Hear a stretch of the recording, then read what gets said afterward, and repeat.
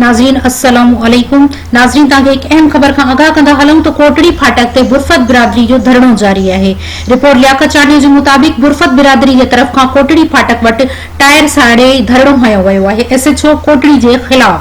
हिननि चयो त एसएचओ कोटड़ी असांजा 10 माण्हू बिना रोजे खणी वियो आहे ऐं चालान करे छॾिया आहिनि। उन जे खिलाफ असीं हिते धरणो हणी रहिया आहियूं।